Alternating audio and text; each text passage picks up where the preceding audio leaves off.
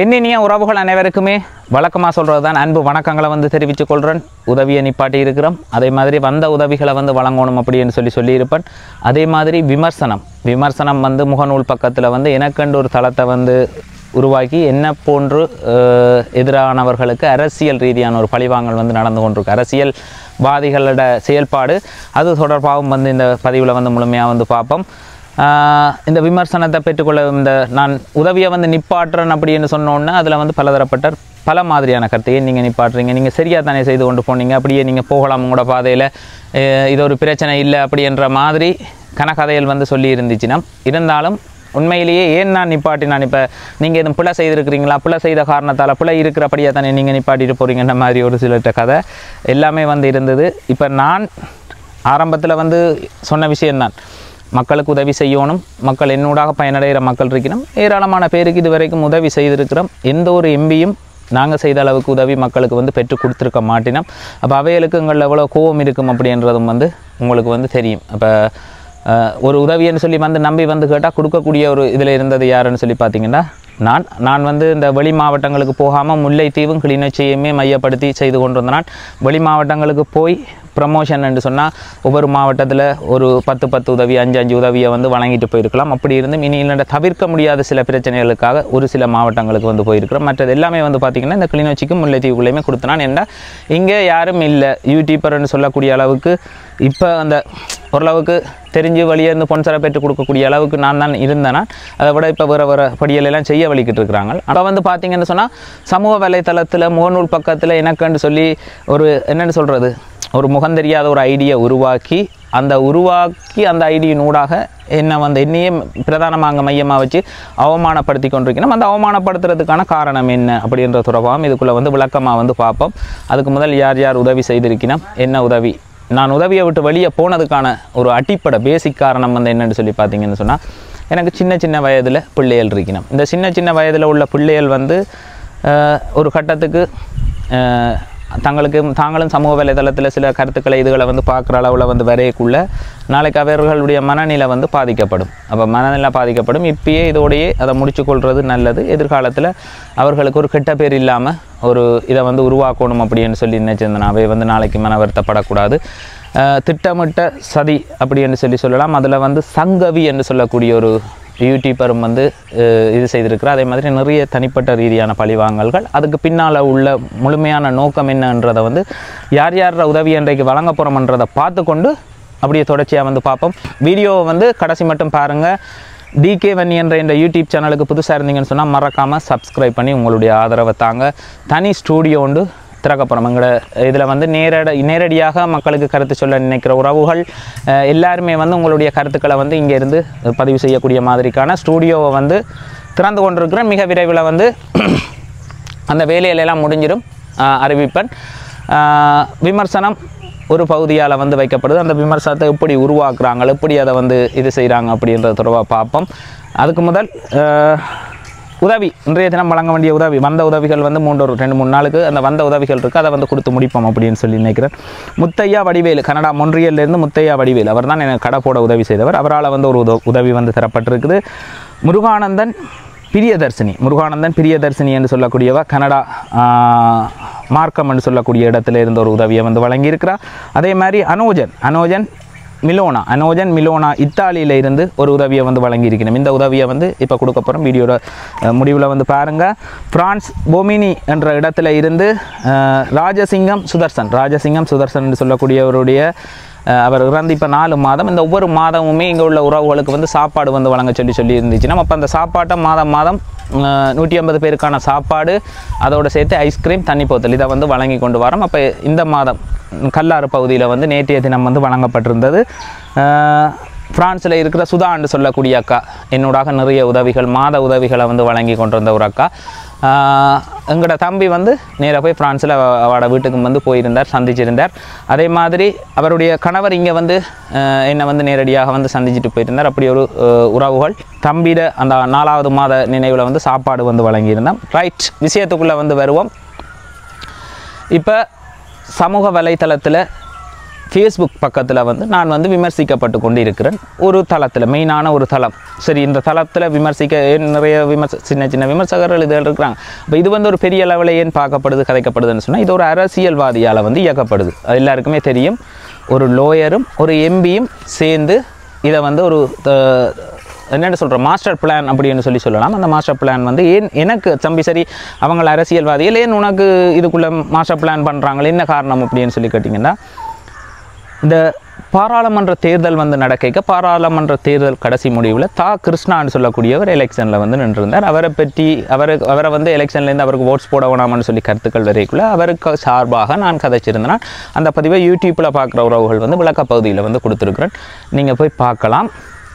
அப்போ அங்கே ஆரம்பித்த பிரச்சனை அவருக்கு அப்போ ஒரு ஆளை பார்த்தா அவர்கிட்ட கேரக்டர் தெரியும் எங்களுக்கு, இவரோட யாருமே கூட இருந்து எந்த ஒரு வேலையுமே செய்ய முடியாது அப்படி ஒரு கேரக்டர் அப்படின்றது வந்து அதில் நான் கதைச்சிருப்பேன். அப்போ அந்த ஒரு பழிவாங்கல், அதுக்கு பிறகு அதோட அந்த விமர்சனத்தோடு இந்த பாதை வந்து முடிஞ்சுது. அப்போ இவ்வளோ காலம் கடந்து வந்து இதுக்கு பிறகு இப்போ உள்ளூராட்சி சபை தேர்தல் வந்து வரப்போகுது. அப்போ இந்த உள்ளூராட்சி சபை தேர்தல் வரைக்குள்ளே சோஷியல் மீடியாவில் மக்களை ஒரு இடத்துல ஒருங்கிணைக்கணும்.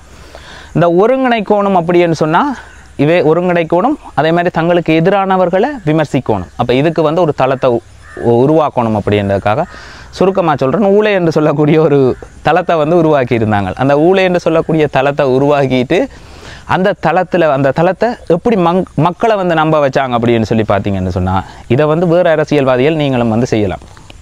இப்போ ஒரு தளத்தை உருவாக்கி வெளிநாட்டிலேருந்து உருவாக்கிட்டு இங்கே ஒரு அட்மினை போட்டு அந்த செயல்பாடு வந்து நடைபெற்று கொண்டிருக்குது. அப்போ அதுக்குள்ளே வந்து பார்த்திங்கன்னு சொன்னால் விமர்சனம், இப்போ மக்களை முதல் நம்ப வைக்கணும். ஒரு தளத்தை உருவாக்கணும், முதல் மக்களை நம்ப வைக்கணும். மக்களை நம்ப வைக்கணும்னா என்ன செய்யணும்? ஒவ்வொரு ஊர்லேயும் மண் இல்லை ஏதாவது விபச்சாரம் இப்படி செய்கிற பெண்களையோ இல்லை ஆண்களையோ எடுத்து அதில் உண்மை தகவல் இருந்துட்டு உண்மை தகவல்களை எழுதணும். இப்போ தருமபுரத்தில் ஒரு உண்மையான விஷயத்தை எழுதினா தருமபுரம் மக்கள்கிட்ட பார்வையெல்லாம் எப்படி மாறிடுமெண்டா இந்த தளம் உண்மையுண்டு. அப்படி ஒவ்வொரு ஊரில் இருந்தும் இதெல்லாம் நீங்கள் போய் தேடிக்கொண்டிருக்க தேவையில்லை. மக்களுக்குள்ளே நீங்கள் ஒரு இதை மட்டும் போட்டிங்கன்னு சொன்னால், இங்கே வந்து தமிழ்நாட்டை உள்ள ஒரு கெட்ட பழக்கம் காட்டி கொடுக்குறது. இந்த காட்டி கொடுக்குற ஒரு பழக்கத்தில் வந்து ஒவ்வொருத்தனை பற்றி எரிச்சலில் நிறைய விஷயங்களை வந்து கொடுக்கக்குள்ளே அதை வச்சு கொண்டு மையப்படுத்தி ஒரு உண்மையான விஷயத்தை எழுதி ஒரு 50% உண்மையான செய்தியை வந்து நீங்கள் மக்கள் மத்தியில் வந்து பரப்பணும். ஒவ்வொரு ஊருக்குள்ளேயும் நீங்கள் எழுதின விஷயம் ஒரு தகவல் எழுதினா அது உண்மையாக இருக்கணும். அப்போ அந்த மாதிரி எழுதி மக்கள்கிட்ட பார்வை முழுக்க எப்படி மாற்றப்பட்டது. இப்போ ஒருத்தர் இங்கே போத கடத்தல் செய்கிறாருன்னா அவரை பற்றி எழுதணும், இது போத கடத்தல் செய்கிறவன் தானே உண்மைடாப்பாண்டு. அது மாதிரி புதுக்குடியிருப்பில் ஒருத்தன் செய்தானா இவர் இப்படின்னு சொல்லி எழுதிக்குள்ள மக்கள்கிட்ட பார்வை முழுமையாக வந்து மாறிடும். இங்கே பரப்பப்படுற செய்தியெல்லாம் உண்மையானது, ரைட். அப்போ உண்மைன்றதை வந்து நம்ப வச்சு போட்டு அதுக்கு பிறகு அரசியல் பழிவாங்கல் வந்து நடக்குது. இந்த அரசியல் பழிவாங்கலில் வந்து என்ன எடுத்துக்கொண்டுட்டு இன்னையே வந்து பார்த்திங்கன்னா தொடர்ச்சியாக பதிவை வந்து போட்டு கொண்டிருப்பாங்க. இப்போ ஒரு பதிவு போட்டோன்னே வேறு யாக்கள்னு சொன்னால், அண்ணா புலீஸ்ண்ணா நான் இனிமேலும் இப்படி செய்ய மாட்டேன், நான் விட்டுருண்ணா அப்படின்னோடனே அவங்கள வந்து என்ன செய்கிறது, ரைட் நீ சத்தம் போடாமல் இருக்கணும், இது சம்மந்தமாக கதைக்கக்கூடாது. அப்படி யூடியூபர்ஸ் இவையிலெல்லாம் கதைக்கக்குள்ள சில பேர் மான மரியாதை என்ன பிரச்சனை என்ன அப்படி இப்படின்னொன்னே டக்கண்டு அவங்கள தங்கட கண்ட்ரோலுக்குள்ளே கொண்டு வந்து அடிமைகளாக்குறது. இப்போ நிறைய பேரை வந்து என்ன செய்திருக்கணும், இதை வச்சு விரட்டி கொண்டு இப்போ இந்த தளத்தை மக்கள் உண்மைன்னு சொல்லி பார்க்க வழி கிடைக்குள்ள இப்போ இதுக்குள்ளே வச்சுக்கொண்டு உங்களுக்கு என்ன வேணும்னாலும் செய்வேன். இது என்னத்துக்காக உருவாக்கப்பட்டதுன்னா இந்த அரசியல் தேவைக்காக. அப்போ அரசியல் தேவைக்காக இது யாரால் உருவாக்கப்பட்டது? பைத்தியம் ஒரு லோயர், ஒரு பெண் லோயர் வந்து இருக்கிறார்.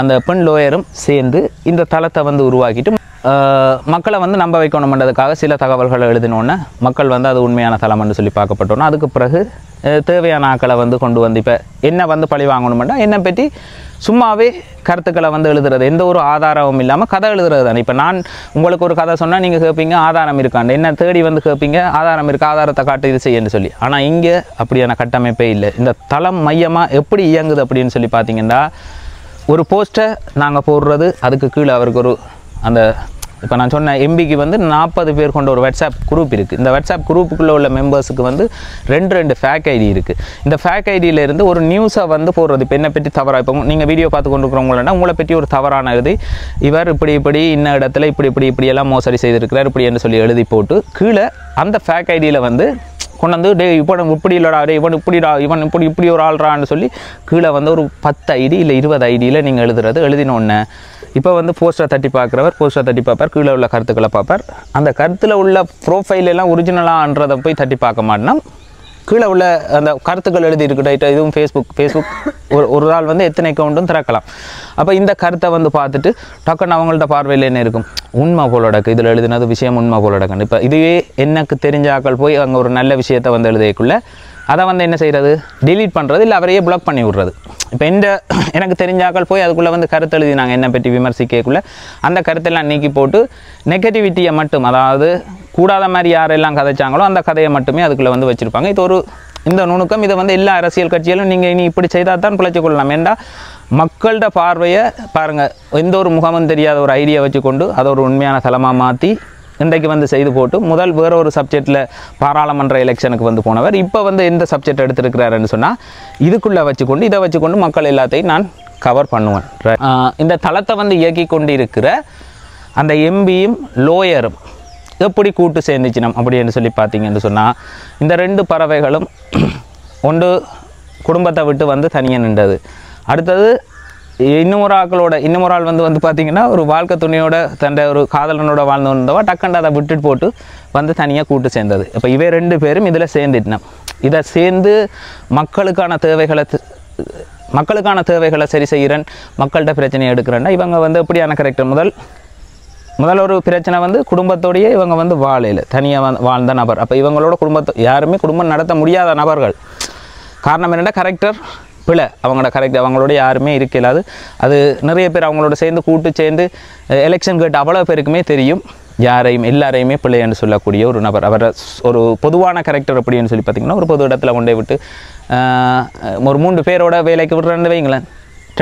முதல் நாள் 2ஆம் நாள் நீங்கள் போனீங்கன்னா அந்த 2 பேரும் பிள்ளை இல்லை 3 பேரும் பிள்ளைன்னு சொல்லி போட்டு அந்த இடத்துல தான் மட்டும்தான் சரின்னு சொல்லி போகக்கூடிய ஒரு கேரக்டர். அப்போ இந்த எம்பி ஆகிட்டார் அவர் வந்து இப்போ முதல் ஒரு பெரிய ஒரு சுத்து மாத்தொண்டு செய்து பண மோசடியும், அதாவது வந்து ஏழை மக்களுக்கு இந்த பணம் பெற்று கொடுக்குறது, இது இன்னொரு வீடியோ கலாச்சாரம்ன்ற மாதிரி பாராளுமன்றத்தில் கதைச்சிருப்பார். ஆனால் அவர் செய்ததெல்லாம் லைவில் போட்டு எங்களுடைய இனப்பற்றோடு இருக்கிற ஒரு சில தமிழர்களை வந்து உணர்வை தூண்டி தான் ஒரு இனப்பற்றாளனாக வந்து காட்டி அங்கே இருந்து நிதி கலெக்ட் பண்ணி தான் பாராளுமன்றத்துக்கு போனார். அதுக்கு பிறகு வந்து பார்த்திங்கன்னா இப்போ திரும்ப நிதி கலெக்ட் பண்ணுற வேலை திட்டத்தில் தான் இருக்கிறார். இவரை நம்பி வேறு எதுக்குமே நிதி கொடுக்குறதுக்கு ஒரு குறிப்பிட்ட மக்கள் தான் இருக்குன்னா இப்போ அதுவும் பாரிய அளவில் வீழ்ச்சி அடைஞ்சிருக்குது. அதை வந்து அவர் உணர்ந்திருப்பார். இப்போ வந்து உணர்ந்திருப்பார் அந்த நிதி கலெக்ட் பண்ணுற வீதம் வந்து எவ்வளோத்துக்கு வீழ்ச்சி கண்டிருக்குன்னு சொல்லி. அப்போ அவர் வந்து தன்னை ஒரு மாஸ்டர் மைண்டாகவும் தான் ஒரு படித்தவர் என்ற மாதிரி நினைக்கிறார். இப்போ நான் சொல்கிறேனே 2 பேருமே வந்து பார்த்திங்கன்னா கூட சேர்ந்துருக்கிற 2 பேருமே இதுக்கு குடும்பம் இல்லை, ஒன்று குடும்பத்தை விட்டு வந்து இருக்கிறது. அப்போ இவ 2 பேரும் சேர்ந்து தீர்மானம் எடுத்தால் எப்படி இருக்குமெண்டா, எங்கட இளம் பெண்கள் இங்கே உள்ள தனிநபர்கள் ஒவ்வொருத்தரும் யாரெல்லாம் இப்போ அவரை தூக்காமல் அவர்கிட்ட விஷயத்தை கதைக்காமல் கண்டுகொள்ளாமல் தங்களோட பாட்டில் போய்க்கணும். இப்போ நான் வந்து பார்த்தா இந்த பாட்டுக்கு அதை பற்றிய கதைக்கையில் இந்த பாட்டில் பயணித்து கொண்டு வந்தேன். அதே மாதிரி இந்த சங்கவி என்று சொல்லக்கூடிய பிள்ளை முதல் தடவை எல்லா மக்களும் முதல் ஆர்வமாக ஸோ இவர் ஒரு சிறப்பான மனிதர் என்று நானும் அதே மாதிரி ஒரு பார்த்த மனிதர். அதுக்கப்புறம் உண்மை தெரிய ஒவ்வொரு மக்களுமே விலத்தியோட வலிக்கிட்டாங்க. இந்த எலெக்ஷன் டைமே இங்கே உள்ள அவ்வளோ ஆசனங்களும் பெற்றுக்கொள்ளக்கூடிய தகுதியில் இருந்தது யாருன்னு கேட்டால் அவர் தான். அவருடைய செயல்பாட்டை கட்டங்கட்டமாக மக்கள் புரிஞ்சு கொண்டு தான் அவ்வளோ பேருமே வெளியே போனவங்க. இப்போ எல்லா மக்களுக்குமே பொதுவாக வந்து தெரிய வந்துட்டு இவற்றை உண்மையான முகம் வந்து தெரிய வந்துட்டு இவர் மக்களை எந்த அளவுக்கு ஏமாற்றலாம் அப்படின்னு சொல்லி நினைச்சிருக்கிறாருன்னு சொல்லி பார்த்தீங்கன்னா இப்போ இந்த செயல்பாடு இப்போ ஒரு முகநூல் இயங்கி கொண்டிருக்கு. இந்த முகநூலில் வந்து உண்மையிலேயே ஒவ்வொரு தனிநபரும் வந்து பொது வழியில் அவமானப்படுத்தணுமா ஒரு பெண்ணை வந்து போட்டு இப்போ நான் பொதுவாக சொல்கிறேன், நான் டியூஷன் நிலையங்கள் நடத்தி கொண்டு வந்தேன்னா அந்த டியூஷன் நிலையத்துக்கு 10 ஆசிரியர்கள் இருக்கணும். அந்த 10 ஆசிரியர்களையும் இப்போ நிறுத்தி டியூஷனையும் வந்து நிறுத்தினான். ஏன் நிறுத்தினான்னு சொன்னால் எங்கட கல்வி நிலையத்துக்கு கல்வி கற்றுக் கொடுக்குற ஒரு ஆசிரியையை என்னோட தொடர்புபடுத்தி அவருடைய தளத்தில் வந்து எழுதியிருக்கிறார். இப்படி என்ன அவாக்கு வந்து ஒரு பெரிய பிள்ளை இப்போ ஓயல் படிக்கிற அளவில் ஒரு பிள்ளையும் இருக்குது. அப்போ அந்த பிள்ளையோட மானம் மரியாதை இது எதுவுமே கவனத்தில் எடுக்காமல் நான் குடும்பத்தோடு வாழ்ந்து கொண்டிருக்கிறேன். நான் வந்து மனுஷியை விட்டுட்டு பிரிஞ்சு வந்து இங்கே தனியாக வாழையில் மனுஷனை விட்டுட்டு ஓடி வந்து வேறொரு ஆளோட கூட நின்று வாழையில். அப்போ நீங்கள் சொல்கிற ஆக்கள் யாருன்னு கேட்டால் நீங்கள் இப்படி ஒரு கரெக்டர் இது அப்பட்டமாக எல்லாருக்குமே தெரியும்.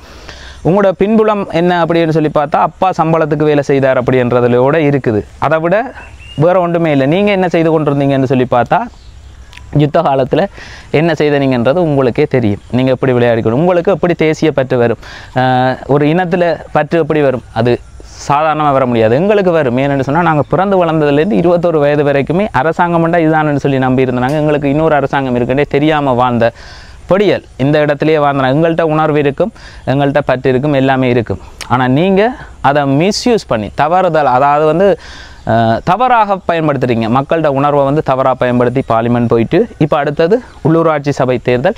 இந்த உள்ளூராட்சி சபை தேர்தலுக்கு இப்போ ஊரில் உள்ள மக்கள்கிட்ட பிரச்சனை அது இதெல்லாம் தனிநபர்களை போட்டு தாக்கி எல்லா மக்கள்கிட்ட பார்வையும் அங்கே கொண்டு வந்துட்டு இப்போ தேர்தலுக்காக பயன்படுத்தப்பட போகுது. தேர்தல் உள்ளூராட்சி சபையில் களமிறங்குற அனைத்து உறுப்பினர்களும், வேறு கட்சியில் இறங்குற அனைத்து உறுப்பினர்களும் அங்கே வந்து அவமானப்படுத்தப்படுவினும்.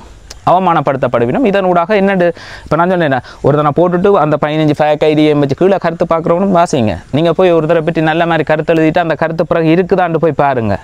நீங்கள் எழுதின கருத்து சில பேர் வந்து கருத்து தெரிவிக்க பயப்படுறது என்னென்னா தன்னை பற்றி போட்டு தவறாக எழுதுவாங்க. எனக்கு ஆதரவு கொடுத்து கொண்டு வந்த ஒரு படியனை கேவலமாக போட்டு எழுதியிருந்தாங்க. அதில் வந்து அவன் இப்படிச்சதான் அப்படிச்சதானு சொல்லி. அப்போ அதால் ஒரு சிலர் வந்து விலகி போயிட்டு எங்களுக்கு மெசேஞ்சர் ஊடாக தம்பி இதெல்லாம் இது கண்டுகொள்ளாத இது என்னத்துக்கு நடக்குதுன்றது எங்களுக்கு தெரியுதுன்னு. அதே மாதிரி இந்த விஷயத்தை வந்து பார்த்து வெளியில் உள்ள உறவுகளும் நிறைய உறவுகள் உண்மை நிலவையை வந்து புரிஞ்சு கொண்டுட்டீங்க. நான் இப்போ சொல்கிறேன், இதே இந்த எம்பியும் லோயரும் சேர்ந்து இவ்வளவு நாளும் செய்த வேலை எப்படி என்னென்னு பார்த்தீங்கன்னா, ஒரு பெண்ணுக்கு 2 வீடியோ இருக்குது. அந்த சங்கவின்னு சொல்லக்கூடியவாக்கு 2 வீடியோ இருக்குன்னு இவரே பகிரங்கமாக சொல்கிறார்.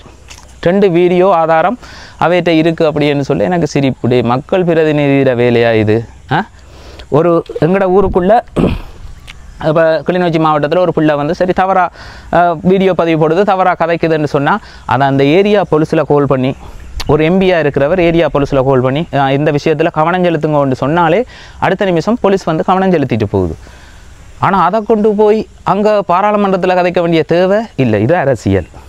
சில முக்கியமான தேவையில்லாத விஷயங்களை வந்து பாராளுமன்றத்தில் கொண்டு அரசியலாக்குறது எங்களோட தேவை என்ன என்று தெரியாமல் இயங்கப்படணும். இப்போ இந்த தளத்தால் என்ன தம்பி நன்மை? இந்த தளத்தால் இப்போ இயங்கி கொண்டிருக்கிற இந்த தளம், அவர் எம்பியின் லோயரும் சேர்ந்து உருவாக்கின தளம், இந்த தளத்தால் என்ன நடக்க போகுது அப்படின்னு சொல்லி பார்த்தீங்கன்னு சொன்னால் தமிழர்களுக்கு இடையில் அடிபட போகிறாங்க.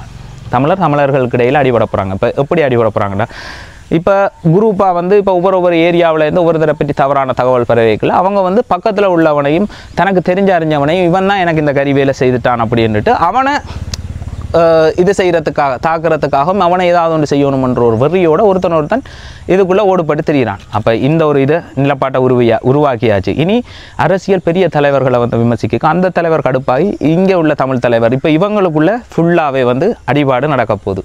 அப்போ இந்த 4.5 வருஷமும் எங்களுக்கு எதுவுமே தேவைன்னு சொல்லி நாங்கள் கேட்க போகிறது இல்லை. ஏனெண்டா பைத்தியம் இருக்கிறது இதுக்குள்ளே இருக்கிறது யாருன்னு கேட்டால் பைத்தியத்துக்கு வந்து மக்கள் பிரதிநிதி என்ன செய்யணும் அப்படின்றது வந்து முதல் தெரிஞ்சிருக்கணும். எங்களோட நோக்கம் என்னன்றது தெரிஞ்சிருக்கணும். நீங்கள் வரைக்குள்ளே என்ன சொல்லி வந்தீங்கன்றது தெரிஞ்சிருக்கணும். இதெல்லாம் விட்டு போட்டு இப்போ நீங்கள் இப்போ என்ன செய்து கொண்டிருக்கிறீங்கன்னு சொன்னால் சம்பந்தமே இல்லாத வேலை திட்டங்களை வந்து எடுத்து செய்கிறீங்க, சம்பந்தமே இல்லாமல் கதைக்கிறீங்க. இனங்களுக்கு இடையில் முஸ்லீம் மக்கள் தமிழ் மக்களுக்கு இடையில் ஒரு கலவரத்தை உண்டு பண்ணணும். அவர்களை இதையும் ஒரு அரசியல் தான். நான் இப்படி கதைச்சிட்டேன்னொன்னே இவர் நினைக்கிறார் ஒட்டுமொத்த தமிழரும் தனக்கு வந்து இப்படி கதைச்சிட்டான்னு இவனை எதிர்க்கிறான்னொன்னே இவனுக்கு சார்பாக இருப்பாங்கண்டு. இந்த அரசியல் எல்லாம் கடந்த காலம் மலையேறி போச்சுது. இப்போ மக்கள் வந்து நல்ல தெளிவாக இருக்கிறாங்க. எது செய்தி எது பிள்ளை மற்றவண்ட இதில் போய் யாரும் தலையிடக்கூடாது. இப்போ எங்கட சில பாரம்பரிய பழக்க வழக்கங்கள் இருக்குது. அந்த பழக்க வழக்கங்களில் வந்து நாங்கள் வேறு யாரும் வந்து எங்களை குறை சொன்னால் கை வச்சா அதை பற்றி குறையாக கதைச்சா எப்படி இருக்கும் அப்படின்றத நீங்கள் முஸ்லீம் மக்கள்கிட்ட தரப்பில் இருந்து பார்க்கணும். பார்க்கைகளை வந்து விளங்கிடும் அவங்களோட உணர்வுகள். அவங்களுக்கு ஒரு மத பண்பாடு அவங்களோட கலாச்சாரங்கள் இதுகள் எல்லாம் இருக்குது. அதுகளை யாருமே எந்த இடத்துலையும் விட்டு கொடுக்கலாது. நாங்களும் என்னத்துக்காக போராடி கொண்டிருக்கிறோம்னா அதை விட்டு கொடுக்க இயலாதுன்றதுக்காக தான் இன்று வரைக்கும் போராடிக்கணும். அது மாற்றி அமைக்கக்கூடாது, விட்டு கொடுக்கக்கூடாதுன்னு. அப்போ அங்கே போய் தீண்டி இது ஒரு அரசியல் தான் படிச்சுனா நீங்கள் ஓயல் கூட படிச்சிருப்பீங்களாடாண்டா. இங்கே கூடுதலான பேர் ஓயல் படிக்காத அவ்வளோ பேரையுமே கேவலப்படுத்துறதுக்கு சமம்.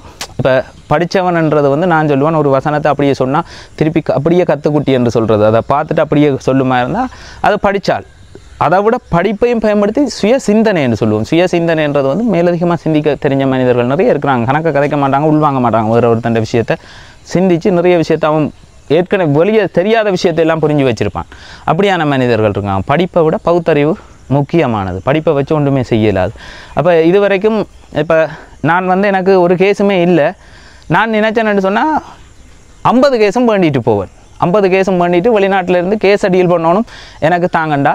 நீ உண்மையிலேயே ஒரு படித்த மனுஷன், சட்டம் தெரிஞ்சிருந்தால் அந்த சட்டத்தை எப்படி கையாளணும், என்னென்ன முறையில் கையாளணும், எந்த விஷயத்தை எப்படி கொண்டு போகணும்னு தெரிஞ்சால் இங்கே சட்ட சிக்கல் இல்லை. சட்டத்துக்கு முரணான செயல்பாடுகளை நாங்கள் செய்து போட்டு இப்போ நான் செய்து நாளைக்கே வந்து நிற்கவா 15 கேஸோட வந்து நிற்கலாம். எங்களுக்கு 15 கேஸ் இருக்குது, எல்லாம் உங்களுக்கு தாண்டானது. இதெல்லாம் ஒரு கெட்ட அரசியல். அப்போ அதுக்கு காசு கொடுக்குறவங்க கூட நீ வாயை சும்மா வச்சு கொண்டுருன்னு சொல்லாமல் அந்த கேஸுக்குன்னு சொல்லி ஒரு காசு கலெக்ஷன், இதுக்குன்னு சொல்லி ஒரு காசு கலெக்ஷன் என்னென்னு கேட்டால் தலைவருக்கு அடுத்த ஆளாம், தலைவருடைய அடுத்த ஆளாம்.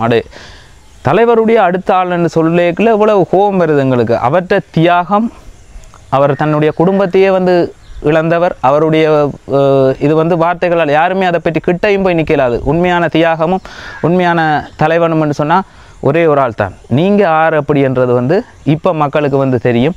நார்மலாக உங்களுக்கு இதில் சம்மந்தமே இல்லை, உனக்கு உணர்வு வர்றதுக்கு வாய்ப்பும் இல்லை அப்படின்றத வந்து நான் ஆணித்தனமாக சொல்லிக்கொள்கிறேன். இப்போ நான் சொன்னது, நான் 21 வயது வரையும் இங்கே வாழ்ந்தேன், இதுக்குள்ளேயே ஒரு அரசாங்கத்துக்குள்ளே வாழ்ந்தேன். அதுக்கு பிறகு தான் இன்னொரு அரசாங்கம் இருக்குன்ற விஷயமே தெரியும்.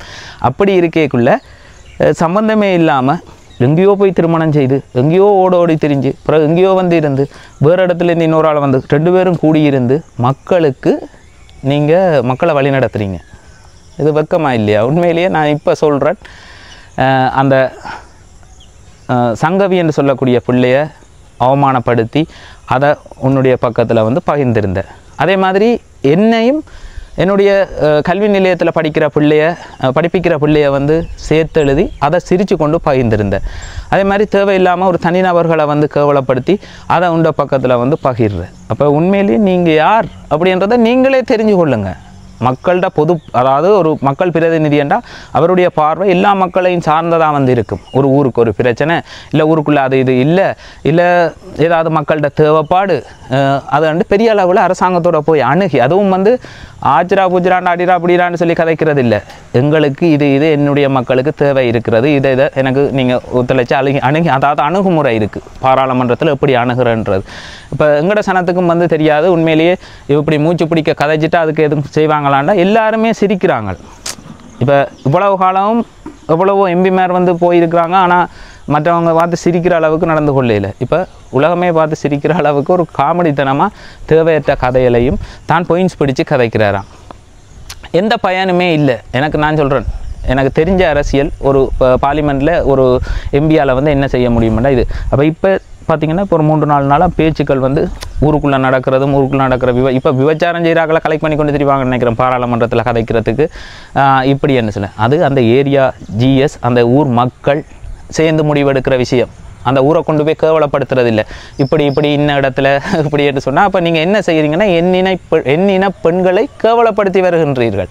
கொண்டு போய் இப்படி எங்களோட ஏரியாவில் நடக்குது, அவள் இப்படி செய்கிறான்னு சொல்லி. அப்படி இல்லை, அதை வந்து எப்படி அணுகணும் எப்படி செய்யணும்னு சொன்னால் அது ஒவ்வொரு கிராம சேவையாளரும் அந்த ஏரியாவில் இருக்கிற ஊர் தலைவர் அதே மாதிரி அவை தான் அந்த விஷயங்களை வந்து கையில் எடுக்கிறது. அப்போ தேவையில்லாத விஷயங்களை வந்து கையில் எடுத்து தேவையில்லாத இளம் பெண்களை கேவலப்படுத்தி, இப்போ என்ன கேவலப்படுத்துங்க அதை நான் ஏற்றுக்கொள்கிறேன். ஆனால் என்னுடைய குடும்ப உறுப்பினர்களையும் என் சார்ந்தவர்களையும் வந்து கேவலப்படுத்துறது. இப்போ என்னூடாக உதவி செய்த ஒரு அக்காவை பற்றி கேவலமாக எழுதி போட்டிருந்தாங்க. அதை என்னத்துக்காகன்னு சொன்னால் என்னூடாக உதவி செய்ய யாரும் வரக்கூடாது. என்னூடாக விளம்பரம் செய்த ஒருவரை வந்து கேவலப்படுத்தி எழுதியிருந்தாங்க.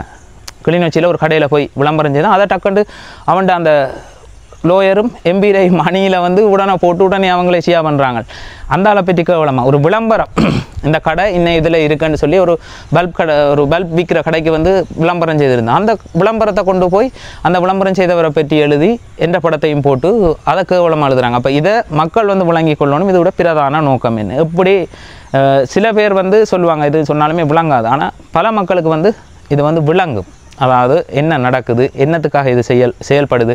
ஒரு குற்றம் வந்து வைக்கக்குள்ளே இவர் இன்ன குற்றம் செய்திருக்கிறார், இந்த இதுக்குரிய ஆதாரம் இந்த இருக்குண்டு. இப்போ நீங்கள் வந்து இந்த வீடியோ பார்த்து கொண்டிருக்கிறவங்களை பற்றி ஒரு விமர்சனம் எழுத சொன்னால் முகந்தெரியாத ஐடி, உங்களுக்கு எந்த ஒரு கேஸும் வராது, எந்த ஒரு பிரச்சனையும் இல்லாட்டி நான் என்ன வேணுமென்னாலும் எழுதுவேன். உங்களை பற்றி நீங்களே பார்த்து திகைச்சு போகிற அளவுக்கு உங்களை பற்றி கட்டுரை எழுத ஏழும். ஏண்டா கதை தொகுக்க தெரிஞ்சால் சரி, இப்படி செய்த நீ இப்படி போய்க்கல, நீ இப்படி செய்த நீ எல்லாம் இப்படின்னு சொல்லி ஒரு தொடராக அந்த கதையை சரியாக வந்து எழுதி போட்டு தள்ளிவிட்டால் சரி. அப்போ இதை வந்து கேட்க பறிக்க ஆக்கலையில் அதை யார் வேணுமென்னாலும் செய்யலாம். அப்போ நீங்கள் யோசிக்க உங்களுக்கு தெரியும், ரைட். அப்போ இதோட இப்போ அடுத்த நோக்கம் என்ன செய்ய போகுதுன்னு சொன்னால் அரசியல் தேவைக்காக வந்து பயன்படுத்தப்பட போகுது. இதுக்கு வந்து அரசாங்கம் இப்போ இலங்கை அரசாங்கம் வந்து இப்போ இருக்கிற ஆட்சியில் இருக்கிற அரசாங்கத்தில் படங்களும் அவங்களோட சின்னங்களையும் தான் பயன்படுத்தினோம். இப்போ திசை காட்டிற சின்னத்தை வந்து ஆரம்பத்தில் வந்து பயன்படுத்தி இருந்துச்சுன்னா பெரிய பெரிய ஆக்கள்கிட்ட படங்களை வந்து பயன்படுத்துகிறாங்க. ஏன் பயன்படுத்துகிறாங்கன்னா மக்கள்கிட்ட அப்படி காட்டுறாங்க இது அரசாங்கத்தால் செயல்படுத்துன்னு. உண்மையிலேயே அரசாங்கமும் இதை வந்து கண்டுகொள்ளல. காரணம் என்னத்துக்குன்னு சொல்லி பார்த்தீங்கன்னா இந்த மக்கள் இவங்களுக்குள்ளேயே அடிபட்டு கொண்டு இருக்கணும். இப்போ பாருங்கள் எந்த ஒரு பிரச்சனையும் இல்லை, இதுதான் பரபரப்பாக போய் கொண்டிருக்கும். ஏதாவது ஒரு என்டர்டைன்மெண்ட்டை கொடுத்து விட்டால் அதை கவ்விக்கொண்டு நிற்பாங்க, அதுக்கு மேலே வெளியே வந்து வரமாட்டாங்கன்ற மாதிரி பார்த்து இப்போ வந்து இதுக்குள்ளே இவங்களே ப்ரோக்ராம் பண்ணி சண்டை பிடிக்க இப்போ 4-5 வருஷத்துக்கு ஒவ்வொரு எம்பி ஒவ்வொரு தடவை பற்றி நீ இல்லை நீ கேவலம் நீ நல்லதில்லை நீ இதுதான் நடக்கும். இதை விட வேறு எதுவுமே நடக்காது. பாருங்கள் யாராவது ஏதாவது ஒரு விஷயத்தை எடுத்து எங்களுக்கு ஒரு தீர்வு திட்டத்தை தாங்க, இல்லை எங்களுக்கு ஒரு இப்போ தீர்வை தாங்க, இல்லை எம்பி மேரம் ஒன்று கூடியதுன்னு கதைக்கிறாங்க. தனித்தனியாக நான் இப்போ கதைக்கிறேன் பாருன்னு அதை மூச்சு பிடிச்சி அதில் வந்து மெயினாக பார்த்தா எல்லாருமே டீசெண்டாக போனாக்கள் பார்லிமெண்ட் போனாக்கள் எல்லாருமே டீசெண்டாக நடந்து கொள்கிறாங்க, டீசெண்டாக இருக்கிறாங்க. எங்களோட ஒரு பெரிய ஒரு அவமானமாக வந்து பார்க்குறது இவரை தான். இவர் வந்து எந்த விதத்துலையுமே உணர்வாளன் கிடையாது. அதுக்கான நிறைய ஆதாரங்கள் வந்து இருக்குது. அவருடைய பேச்சுக்கள் இப்போ எங்களோட இனத்தில் ஒரு பற்று வச்சவர், இனத்தில் உள்ள தலைவரை நேசிக்கிறவர்னு சொன்னால் அவருடைய பேச்சுக்கள்லேயே தெரியும் எப்படி கௌரவமான பேச்சு இருக்குமென்று சொல்லி. அந்த பேச்சையே நான் காணல. முடிவை வலிச்சிட்டு வா எவ்வளவு கீழ்த்தனமான வசனங்கள் இருக்கோ அதுகளை பயன்படுத்தி இப்படி யாருமே கதைக்க மாட்டாங்க. இது வந்து நிறைய தமிழ் மக்களுக்கு வந்து தெரிஞ்சிருக்கும் எங்களோட பேச்சு வந்து எப்படி இருக்கும், எங்களோட பேச்சு வந்து எவ்வளோ தெளிவாக இருக்குமென்னு சொல்லி. அந்த பேச்சு இல்லாமல் இது வந்து ஒரு கீழ்த்தனமான பேச்சுக்களை வந்து வெளியே வந்து கதைக்கிறது, இது செய்கிறது எங்களுக்கு கிடைச்ச ஒரு பெரிய அவமானமாக வந்து பார்க்குறேன். அது சரி, எல்லாத்தையும் செய்யலாம், ஆனால் தலைவருக்கு அடுத்த தலைவர்கிட்ட குரல் நான் என்று சொல்லி மக்களை வந்து ஏமாத்துறது. மக்கள் நீங்கள் அப்படி ஒரு பார்வையில் வந்து பார்த்திங்கன்னா எங்களோட இனத்தை நீங்களே அவமானப்படுத்தி கொண்டிருக்கிற மாதிரியான செயல்பாடு என்ன சொன்னால் அவ்வளோத்துக்கு மக்கள் எதிர்ப்பு வந்து எல்லா இடத்துலையுமே வந்து கூடிட்டுது. ஏன்னா இவர் அந்த பெண்கள் மீது ஏற்படுத்தின அவதூறுகள், பெண்களை வந்து கதைச்சி போட்டு தானே வந்து 2 வீடியோ இருக்குண்டா உண்மையிலேயே அந்த 2 வீடியோ இருந்தால் கூட அதெல்லாம் தூக்கி விட்டு போட்டு ஒரு பெண்ணை எங்களோட பெண்ணை அவமானப்படுத்தாதுன்னு சொல்லி போட்டு போகிறது தான் ஒரு சிறந்த ஒரு ஆளுக்கு, அதாவது சிறந்த தலைவன் சொல்லாமல் உண்மையான உணர்வாளனுக்கு வந்து செயல்பாடு. இது வந்து தனிப்பட்ட ரீதியாக எங்களோட இன பெண்களையே நீ கேவலமாக கதைச்சி உனக்கு 2 வீடியோ இருக்குது, நீ ஒழுக்கமானண்டா. ஒழுக்கத்தை பற்றி கதைக்கிறதுக்கு நீங்கள் ஒரு குடும்பத்தோடு வாழ்கிறீங்களா? இல்லை. எப்படி உங்களோட கூட இருக்கிறவங்க குடும்பத்தோடு இருக்கிறாங்களா? இல்லை. அப்போ நீங்கள் எல்லாம் ஆறுன்றதை முதல் தெரிஞ்சு கொண்டு மற்றவனுக்கு ஒழுக்கம். நீங்கள் செய்கிற விபச்சாரம் வெளியே வந்து தெரியலை, ஆனால் வெளியே யாரும் செய்தால் அது விபச்சாரமாக தெரியுது உங்களுக்கு. எனக்கு இதை விட இன்னும் நிறைய விஷயம் இருக்குது. ஸ்டூடியோண்ட போட்டுவிட்டு அதுக்கு பிறகு இருந்து ஆறாமற இது சம்மந்தமாக கதைப்போம். அவதூறு உங்களால் எவ்வளவு முடியலுமோ அவ்வளவுக்கு வந்து பரப்புங்க. முதல் எனக்கு ஒரு மாதிரி இருந்தது, 2ஆம் தடவை ஒரு மாதிரி இருந்தது, இப்போ வந்து அதில் இருந்து நார்மல் ஆகிட்டேன். உண்மையிலேயே ஒரு என்னென்னு சொல்கிறேன் ஃபர்ஸ்ட் டைம் ஃபர்ஸ்ட் டைம் வந்து ஒரு அந்தரமாக இருக்கும். அதுக்கு பிறகு வந்து யோசிச்சுட்டு உண்மையிலேயே மனதை தேர்த்தி கொண்டதும் வந்து இவ்வளவு பேருக்குள்ளே இப்படி வந்து கேவலப்படுத்தி இப்போ ஒரு சிலர் வந்து கேட்கக்குள்ளே அந்தரமாக இருக்கும். என்ன தம்பி இப்படி எழுதி இருக்கிறாங்கன்னு கேட்கக்குள்ளே மனசுக்கு வந்து அந்தரமாக இருக்கும். அப்போ அதுக்கு ரைட்டோ நார்மலாக ஒரு விளக்கம் சொல்லி போட்டு இதான் நடக்குது, இதுக்காக இவரால் வந்து இயக்கப்படுதுன்றதை வந்து சொல்லி போட்டு போயிடுவோம். ஆனால் அது ஒரு அந்தரமாக இருக்கும். அதுக்கு பிறகு வந்து பார்த்தேன் இப்போ நாங்கள் உண்மையிலேயே இவன் எம்பிஐயும் லோயரையும் பார்த்து இவங்க செத்தாக போனாங்க, இவங்க போல கேவலப்பட்டும் அவ்வளோ இது செய்து முண்டு வரைக்கும் உயிரோடு தானே இருக்கிறாங்க அப்படின்றத வந்து பார்த்துட்டு தான் அப்போ இவங்களே சாகாமல் இருக்கக்குள்ளே நம்ம என்னத்துக்கு இப்போ என் மனைவி கூட வந்து ஒரு கட்டத்தில் மன அழுத்தத்துக்குள்ளாகி இது என்ன இப்படி என்று சொல்லி அவாக்கு வந்து இதெல்லாம் புதுசு. அப்போ அந்த ஒரு இதில் வந்து அவள் கொஞ்சம் இதாகினா அப்போ நான் அவாக்கு சொன்ன விஷயமே வந்து எங்களை கேவலப்படுத்தி கொண்டு இருக்கிறது வந்து ஒரு கௌரவமானவன் கிடையாது. அவன் வந்து இனி இல்லைன்ற ஒரு கேவலங்கிட்ட அவங்களுக்கு எந்த ஒரு தகுதியும் இல்லை. எப்போவுமே நீங்கள் கௌரவமாக இருந்து கொண்டு மற்ற ஆக்களை வந்து விமர்சிங்க. நீங்கள் அப்படி ஒன்று நிலையில் இல்லைன்னு சொன்னால் விமர்சிக்காதீங்க. விமர்சனங்கள் நிறைய வந்து கடந்து வந்துட்டேன். இனி வந்து என்ன ஒரு விமர்சனம் இதுக்கு மேலே செய்கிறதுக்கு ஒன்றும் இல்லை. நீங்கள் எதை எழுதினாலும் அது வந்து எனக்கு தான் ப்ரமோஷன். இப்போ வந்து நான் ஆரம்பிக்க 15 ஃபேஸ்புக் ஃபாலோவர்ஸ் எல்லாம் 1,15,000 இருந்தது. இப்போ எவ்வளோ இருக்குது அப்படின்றத வந்து இந்த தளத்தில் வந்து பாருங்கள்.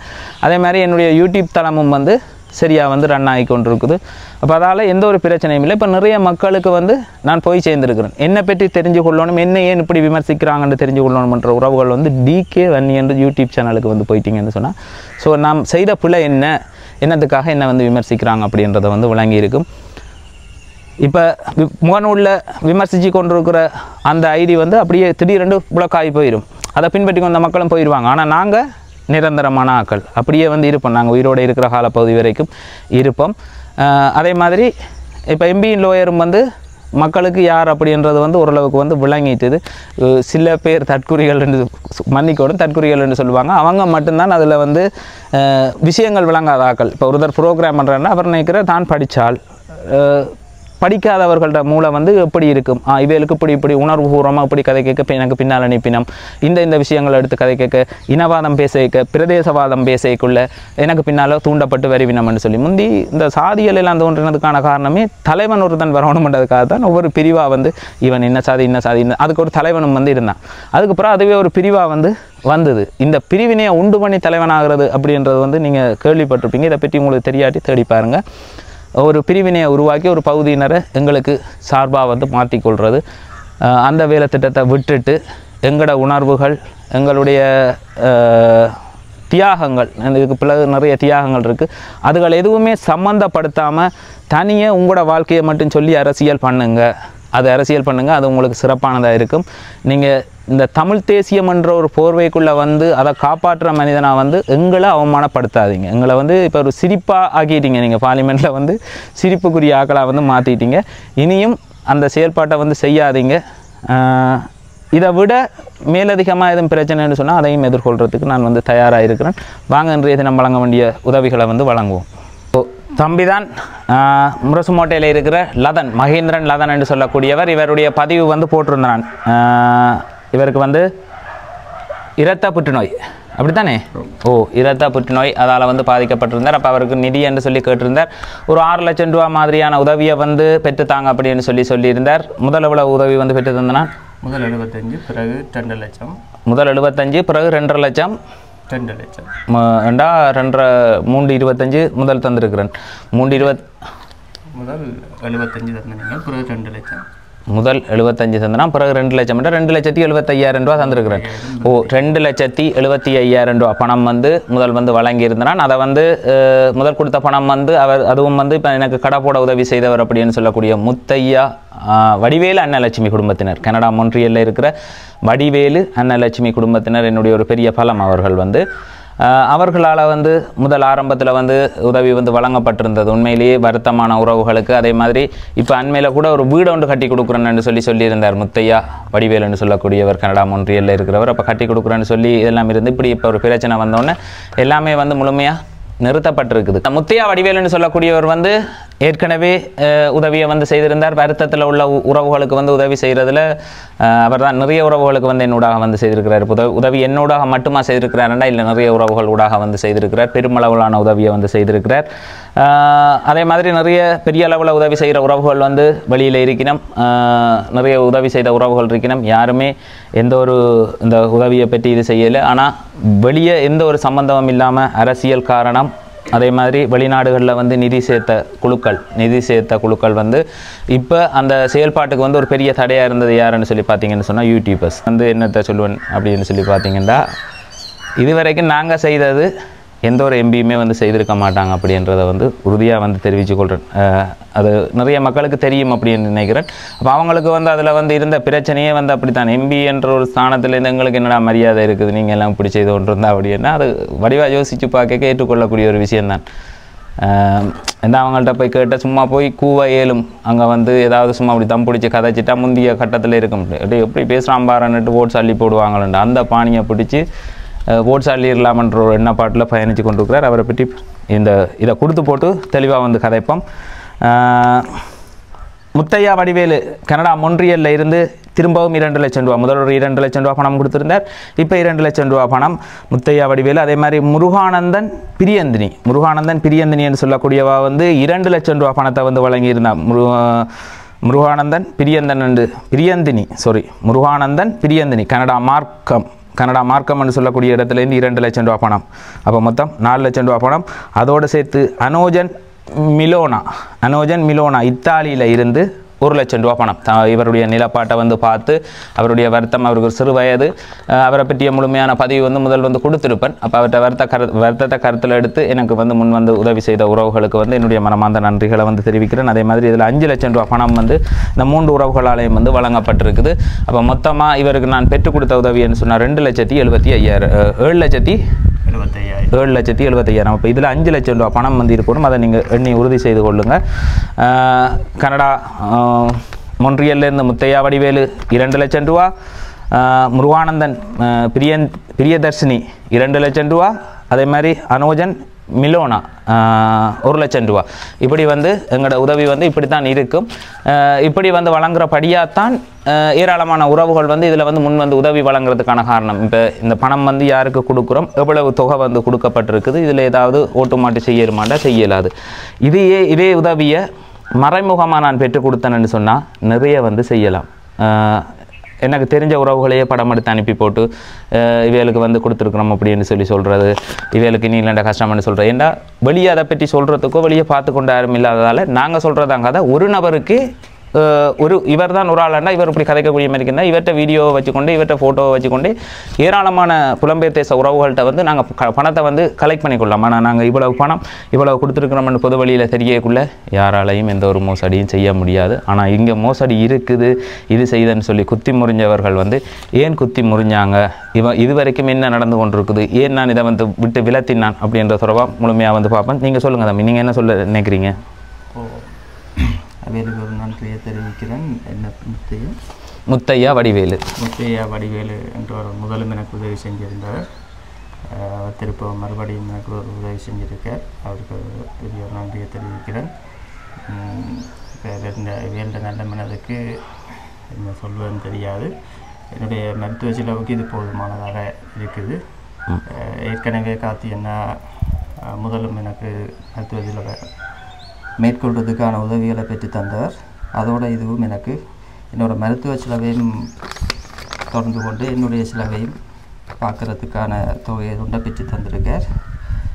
முத்தையா வடிவேல் குடும்பம் அவர்களுக்கு நன்றி. அதே மாதிரி முருகானந்தன் பிரியதர்ஷினி கனடா மார்க்கத்தில் இருக்கிற அவைகளுக்கும் அவன் குடும்பத்துக்கும் நன்றி. அனோஜன் மிலோனா இத்தாலியில் இருந்து 1,00,000 மிலோனா அனோஜன் மிலோனா குடும்பத்தினருக்கும் அவர்களுக்கு என்னோட மனமார்ந்த நன்றிகள். உங்களுடைய உதவி நான் முதல் சொன்ன மாதிரி தான். நான் இதிலிருந்து மீண்டு வந்தால் இந்த உதவியில் நான் சிறு தொகையாக சேமித்து மற்றவர்களுக்கு உதவி செய்வேன் என்ற எண்ணம் எனக்குள்ள டைம் இருக்குது. அது நான் கட்டாயம் செய்வேன். திரும்பவும் உங்களுக்கு நான் நன்றிகளை தெரிவித்துக் கொள்கிறேன். 5,00,000 ரூபா காசை பெற்று தந்திருக்கார். எனக்கு இதில் 5,00,000 ரூபா காசு இருக்குது. திரும்பவும் நான் இந்த குடும்பத்துக்கு அனைவருக்கும் கடமைப்பட்டிருக்கேன். நன்றியேன்னு சொல்கிறேன். அந்த நன்றிகள். நானும் மீண்டும் என்னூடாக அந்த உதவியை வழங்கிய அனைத்து உறவுகளுக்குமே மனமார்ந்த நன்றிகளை வந்து தெரிவித்துக் கொள்கிறேன்.